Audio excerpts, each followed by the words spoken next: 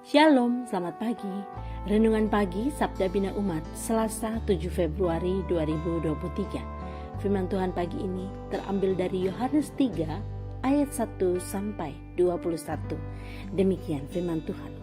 Percakapan dengan Nikodemus. Adalah seorang Farisi yang bernama Nikodemus, seorang pemimpin agama Yahudi. Ia datang pada waktu malam kepada Yesus dan berkata, "Rabi, kami tahu bahwa engkau datang sebagai guru yang diutus Allah, sebab tidak ada seorang pun yang dapat mengadakan tanda-tanda yang engkau adakan itu, jika Allah tidak menyertainya." Yesus menjawab katanya, "Aku berkata kepadamu, sesungguhnya jika seorang tidak dilahirkan kembali, ia tidak dapat melihat kerajaan Allah." Kata Nikodemus kepadanya, "Bagaimanakah mungkin seorang dilahirkan kalau ia sudah tua? Dapatkah ia masuk kembali ke dalam rahim ibunya dan dilahirkan lagi?" Jawab Yesus, "Aku berkata kepadamu, sesungguhnya jika seorang tidak dilahirkan dari air dan roh, ia tidak dapat masuk ke dalam kerajaan Allah. Apa yang dilahirkan dari daging adalah daging, dan apa yang dilahirkan dari roh adalah roh. Janganlah engkau heran, karena aku berkata kepadamu, kamu harus dilahirkan kembali.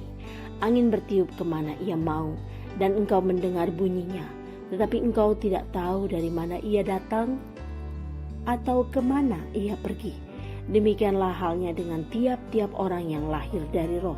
Nikodemus menjawab katanya, "Bagaimanakah mungkin hal itu terjadi?" Jawab Yesus, "Engkau adalah pengajar Israel dan engkau tidak mengerti hal-hal itu? Aku berkata kepadamu, sesungguhnya kami berkata-kata tentang apa yang kami ketahui dan kami bersaksi tentang apa yang kami lihat. Tetapi kamu tidak menerima kesaksian kami. Kamu tidak percaya waktu aku berkata-kata dengan kamu tentang hal-hal duniawi. Bagaimana kamu akan percaya kalau aku berkata-kata dengan kamu tentang hal-hal sorgawi? Tidak ada seorang pun yang telah naik ke sorga selain daripada Dia yang telah turun dari sorga, yaitu Anak Manusia. Dan sama seperti Musa meninggikan ular di padang gurun, demikian juga Anak Manusia harus ditinggikan, supaya setiap orang yang percaya kepadanya beroleh hidup yang kekal. Karena begitu besar kasih Allah akan dunia ini, sehingga Ia telah mengaruniakan Anak yang tunggal, supaya setiap orang yang percaya padanya tidak binasa, melainkan beroleh hidup yang kekal. Sebab Allah mengutus Anaknya ke dalam dunia, bukan untuk menghakimi dunia, melainkan untuk menyelamatkannya oleh Dia. Barang siapa percaya kepadanya, ia tidak akan dihukum. Barang siapa tidak percaya, ia telah berada di bawah hukuman, sebab ia tidak percaya dalam nama Anak Tunggal Allah. Dan inilah hukuman itu, terang telah datang ke dalam dunia, tetapi manusia lebih menyukai kegelapan daripada terang, sebab perbuatan-perbuatan mereka jahat. Sebab barang siapa berbuat jahat, membenci terang dan tidak datang kepada terang itu, supaya perbuatan-perbuatan yang jahat itu tidak nampak. Tetapi barang siapa melakukan yang benar, ia datang kepada terang, supaya menjadi nyata bahwa perbuatan-perbuatannya dilakukan dalam Allah. Demikian firman Tuhan. Renungan pagi ini bertema kasih Allah yang tak terbatas. Ungkapan kasih sering kita menjadi pembicaraan banyak orang. Biasanya kata tersebut digunakan oleh sepasang kekasih yang ingin menegaskan hubungan serius di antara mereka. Demikian juga antara orang tua dan anak-anaknya. Bagi orang percaya, kata kasih dianggap sebagai bagian dari iman yang dinyatakan dalam kehidupan bersama. Mengapa demikian? Karena anugerah keselamatan yang Allah rancangkan dan wujudkan melalui kematian dan kebangkitan Kristus Yesus adalah ungkapan dan sekaligus tindakan kasih-Nya.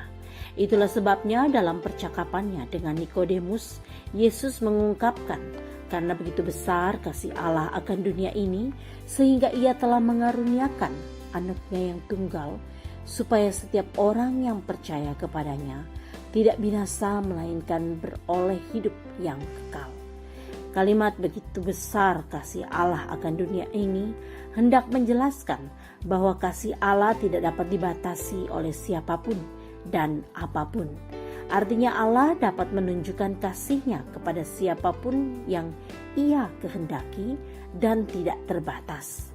Kasih seperti itulah yang menjadi nyata dalam pengorbanan anak tunggal-Nya. Allah oleh kasih-Nya yang tak terbatas kepada siapapun telah menjadi kunci penerimaan keselamatan oleh orang percaya. Jadi siapapun yang menaruh percaya bahwa melalui kematian dan kebangkitan Kristus Yesus sebagai putra tunggal Allah, maka jaminan keselamatan dan hidup kekal akan menjadi miliknya. Bagi kita yang percaya bahwa karena kasih-Nya, anugerah keselamatan dan hidup kekal di dalam Kristus Yesus telah menjawab masa depan. Tugas kita adalah menjaga dan memeliharanya dengan ketaatan dan iman yang terus bertumbuh, serta dapat mengejawantahkannya kepada sesama, agar mereka juga percaya dan diselamatkan. Kita diutus ke dalam dunia agar banyak orang diselamatkan oleh kasih-Nya yang tidak terbatas. Doa pagi ini, Tuhan Yesus bimbing kami dalam kasih-Mu, agar kami dapat merasakan berkat-Mu dalam karya kami hari ini. Amin. Demikian renungan pagi ini. Selamat beraktivitas. Tuhan Yesus memberkati.